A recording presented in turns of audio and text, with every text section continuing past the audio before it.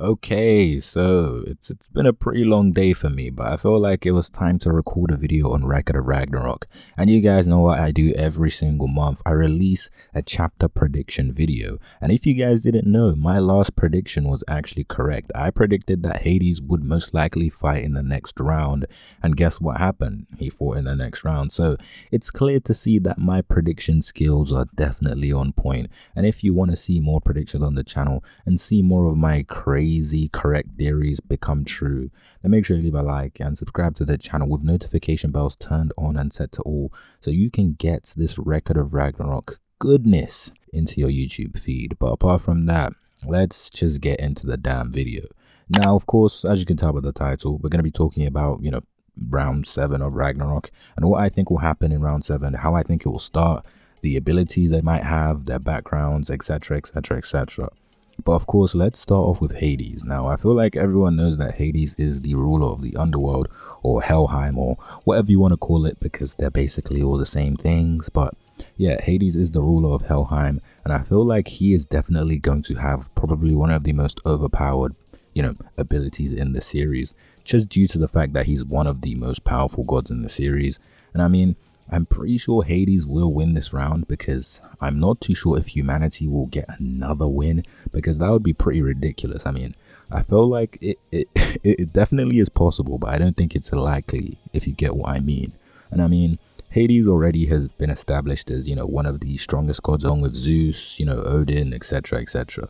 I mean, he's one of the top dogs of the series, no doubt, and I actually expected him to fight a little later, but something in my gut, told me that he was going to fight in the next round. But yeah, I feel like Hades is definitely going to have an ability that has something to do with his eye.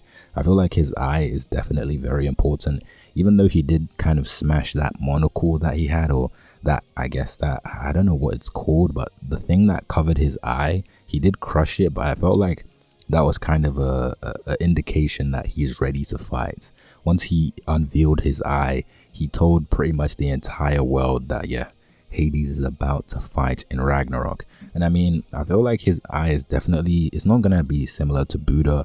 I feel like it's going to be even more broken than that. I feel like it's going to have something to do with, if you look into his eye, I don't know, you're under his command or something like that. I have no background knowledge on Hades, which is what makes these prediction videos just that much more fun, because on that occasion that I do get these predictions right, which by the way is pretty much every time, I feel happy about myself because I predicted correctly. But I feel like, yeah, Hades's eye is definitely going to be a lot more hacks than, Buddha's ability.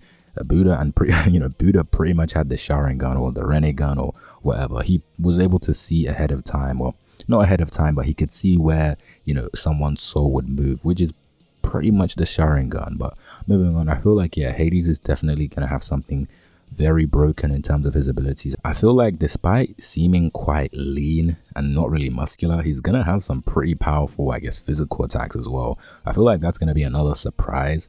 I don't think anyone expects Hades to be physically strong, but I feel like he is going to be pretty physically strong, kind of like a Zeus situation. I didn't expect Zeus to be this big, strong guy, but apparently he was. So I feel like Hades' physical, ability shouldn't be, I guess, it shouldn't be disregarded completely just from his appearance. We've seen what, as I said, Zeus can do. But yeah, I feel like Hades' overall just ability, his moveset is going to be almost flawless, and that's why I feel like he's going to be the winner of round 7. Quote me on this. I think Hades is going to be the winner of round 7, and I feel like it's not going to be a pretty close fight. I feel like it's going to be, similar to Lubu versus Thor. It's going to be a challenge, but not as much as, Buddha versus Hajun. But moving on, now that we've talked about Hades, I kind of want to talk about Qin Shi Huang. Now, personally, the only thing I know about Qin Shi Huang is the fact that he, in the actual history behind him, is that he was a Chinese general, I think, something like that. He led an army, so that's pretty interesting. Correct me if I'm wrong, but I think that's what Qin Shi Huang did, in his, the proper history behind Qin Shi Huang. And I feel like since Qin Shi Huang kind of covers his face, I feel like that's going to kind of, I guess, disregard, Hades' eye ability that I was talking about earlier. I feel like that is very conveniently placed there just to show that Hades won't be able to use this overpowered hacks ability in round 7. I feel like it's going to get revealed that Hades can use this crazy ability that can send someone to hell with just one look, or, make them burst into ashes with one look. But, Qin Shi Huang technically isn't looking at his eye because he is blindfolded. So, I mean, I guess that could be some loophole that Qin Shi Huang could take to, not be destroyed by Hades' overpowered ability. Then it would, come down to basically a physical fight, or I guess some crazy ability that Hades might have. He can, summon the dead from the underworld, or devils maybe, who knows. I don't know anything about Hades, so this is all just speculation. And of course, Qin Shi Huang, I feel like it's definitely going to be very physical, based for him. I feel like he's going to be kind of a hand-to-hand combatant. I feel like he's going to be very, proficient in speed. He looks like someone that would be very fast. So, I mean, that could be something that he could use. And that claw that he has, I feel like that is also going to be very significant, especially when it comes to how he fights.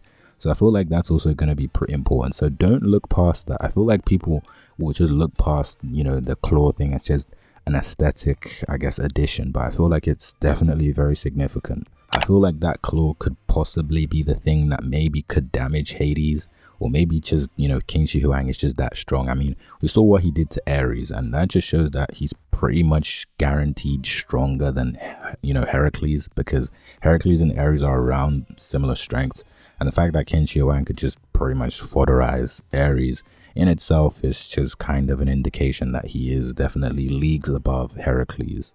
And we just, we saw just how strong Heracles was. So this fight is about to be pretty crazy, to be honest. I feel like this is definitely going to be one of the more, I guess, higher power scaled fights, if that makes any sense. It's going to be one of those fights that you can tell that, yeah, this fight is definitely up there in terms of just raw power from each side. I want to know what you guys think about this, because I definitely know you guys have a lot of theories, and that's what I love about the Record of Ragnarok fanbase. You guys just have so many theories, and I just love reading them. And a lot of you guys can write a lot of paragraphs, so I would love to see that as well. And of course, I've told you guys what I think about, what will happen in round 7, all of that good stuff. I feel like the next chapter will definitely begin the fights. I don't think we're going to stall any longer.